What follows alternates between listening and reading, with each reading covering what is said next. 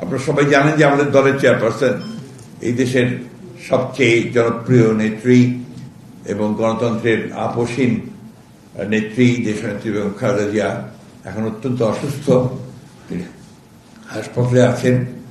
সারা দেশের মানুষ তার রোগ মুক্তির জন্য আল্লাহ তাআলার কাছে দোয়া চাইছেন। আমরা এই অনুষ্ঠান থেকেও আমরা তার জন্য দোয়া চাইছি, আল্লাহ তাআলা তাকে যেন অত্যন্ত দ্রুত সুস্থ করে দেন এবং আমাদের মাঝে এসে পৌঁছান এবং কাজ করার আমরা তার নেতৃত্বে কাজ করতে পারি।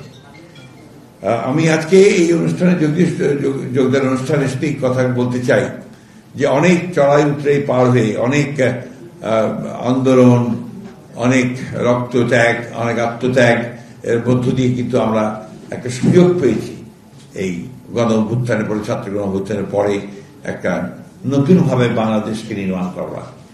এবং আপনারা ইতিমধ্যে দেখেছেন যে বর্তমান যে অন্তর্বর্তীকালীন সরকার আছে ডক্টর মোহাম্মদ ইউনূসের নেতৃত্বে, সেই সরকারের অধীনে অনেকগুলো আপনার সংস্কার কমিশন তৈরি করে 6টা প্রায় করার মধ্য দিয়ে আমরা একটা সংস্কারের সনদ আমরা স্বাক্ষর করেছি।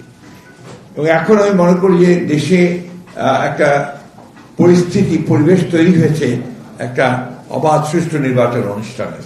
এবং আমি ধন্যবাদ জানাতে চাই যে এই অন্তর্বর্তীকালীন সরকার প্রধান আমাদের ডক্টর ইউনূস, তিনি ইতিমধ্যে 2026-এর ফেব্রুয়ারি মাসে নির্বাচন অনুষ্ঠানের ঘোষণা দিয়েছেন এবং সেইভাবেই আপনার প্রস্তুতি চলছে।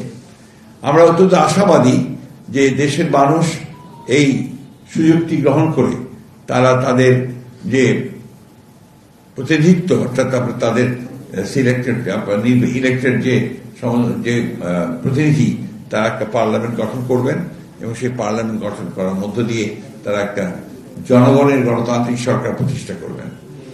আমরা আশাবাদী যে ডক্টর রিজেক কিবরিয়ার যোগদান আমাদের এই কর্মকাণ্ডগুলোকে আরো শক্তিশালী করবে। আপনারা জানেন ইতিমধ্যেই বিএনপি আমাদের ভারপ্রাপ্ত চেয়ারম্যান তারেক রহমান নেতৃত্বে আমরা অনেকগুলো কর্মসূচি ঘোষণা করেছি এবং আমরা সবচেয়ে বড় জিনিস হচ্ছে যেটা যে আমরা তার নেতৃত্বেই এই আন্দোলন করেছি দীর্ঘ 15 বছর এবং আমরা আগামীতে তার নেতৃত্বেই বাংলাদেশে জনগণ যদি আমাদেরকে সমর্থন করে আমরা বাংলাদেশের সত্যিকার অর্থেই একটা গণতান্ত্রিক, অর্থনৈতিক দিক দিয়ে সমৃদ্ধ একটা রাষ্ট্র নির্মাণ করতে চাই। সেই রাষ্ট্র নির্মাণের অতীত অভিজ্ঞতা আমাদের রয়েছে। আপনারা জানেন যে আমরা ইতিপূর্বে প্রায় 3বার আমরা সরকার গঠন করেছি এবং তারও শহীদ প্রেসিডেন্ট জিয়াউর রহমানও রাষ্ট্র পরিচালনা করেছেন। আমাদের সমস্ত এই অভিজ্ঞতা থেকে আমরা অন্তত এটুকু বলতে পারি যে বিএনপি যদি সরকার পরিচালনার দায়িত্ব পায় তাহলে অবশ্যই বিএনপি বাংলাদেশকে একটা সত্যিকার অর্থেই একটি গণতান্ত্রিক এবং একটা সমৃদ্ধ অর্থনীতি গড়ে তুলতে সক্ষম হবে।